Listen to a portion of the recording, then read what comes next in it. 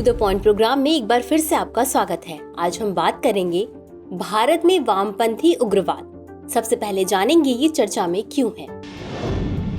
हाल ही में गृह राज्य मंत्री नित्यानंद राय ने लोकसभा में एक लिखित उत्तर में वामपंथी उग्रवाद से संबंधित जानकारी दी। इस जानकारी के मुताबिक वामपंथी उग्रवाद से संबंधित हिंसक घटनाओं की संख्या में वर्ष 2010 की तुलना में 2022 में 76% की कमी आई है।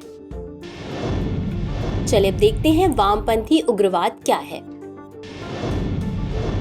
दरअसल यह एक ऐसी विचारधारा है जो हिंसक क्रांति के माध्यम से परिवर्तन लाने का प्रयास करती है। इसे वामपंथी आतंकवाद या कट्टरपंथी वामपंथी आंदोलनों के रूप में भी जाना जाता है।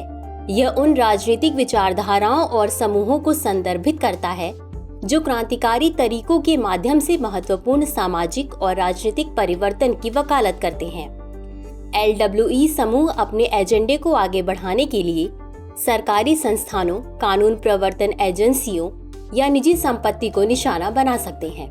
भारत में वामपंथी उग्रवाद आंदोलन की शुरुआत 1967 में पश्चिमी बंगाल के नक्सलबाड़ी में हुए विद्रोह से हुई थी। गृह मंत्रालय के अनुसार आंध्र प्रदेश, बिहार, छत्तीसगढ़, झारखंड, केरल, मध्य प्रदेश, महाराष्ट्र, ओडिशा, तेलंगाना और पश्चिम बंगाल अलग अलग डिग्री में वामपंथी उग्रवाद से प्रभावित हैं। चलिए अब देखते हैं वामपंथी उग्रवाद के पीछे कारण। असमान विकास। वामपंथी उग्रवाद से प्रभावित कई क्षेत्र देश के सबसे कम विकसित क्षेत्रों में से हैं, जिनमें उच्च स्तर की गरीबी, बेरोजगारी, अशिक्षा, कुपोषण और सामाजिक बहिष्कार है। शासन की कमी। वामपंथी उग्रवाद से प्रभावित क्षेत्र प्रभावी शासन, प्रशासन और सेवा वितरण की कमी से पीड़ित है। वैचारिक अपील। वामपंथी उग्रवाद समूह उत्पीड़ित और शोषित वर्गों के हितों का प्रतिनिधित्व करने का दावा करते हैं और एक कट्टरपंथी विचारधारा का प्रचार करते हैं जो संसदीय लोकतंत्र को खारिज करती है और सशस्त्र क्रांति की वकालत करती है। वैश्वीकरण और सांस्कृतिक विस्थापन। सांस्कृतिक परिवर्तन और विस्थापन सहित वैश्वीकरण के प्रभाव अव्यवस्था और अलगाव की भावना में योगदान कर सकते हैं। चलिए अब देखते हैं सरकार द्वारा उठाए गए कदम। सरकार ने आतंकवादी विरोधी अभियान चलाने और पुलिस की उपस्थिति को मजबूत करने के लिए वामपंथी उग्रवाद प्रभावित क्षेत्रों में CRPF, BSF, ITBP और CAF को तैनात किया है।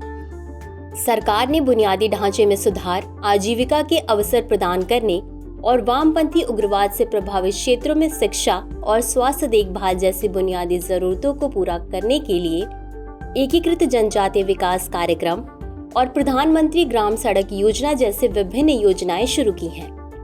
वन अधिकार अधिनियम 2006 वन संसाधनों पर आदिवासी समुदायों के पारंपरिक अधिकारों को मान्यता देता है और सामुदायिक वन प्रबंधन के माध्यम से उन्हें सशक्त बनाने का लक्ष्य प्रदान करता है। सरकार ने स्थानीय समुदायों की चिंताओं को दूर करने और उनके अधिकारों की रक्षा सुनिश्चित करने के लिए शिकायत निवारण तंत्र स्थापित किए हैं।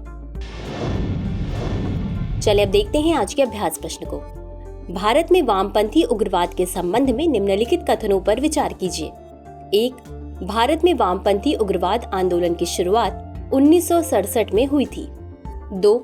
वामपंथी उग्रवाद प्रभावित क्षेत्रों में बुनियादी ढांचे में सुधार के लिए सरकार ने प्रधानमंत्री ग्राम सड़क योजना की शुरुआत की है।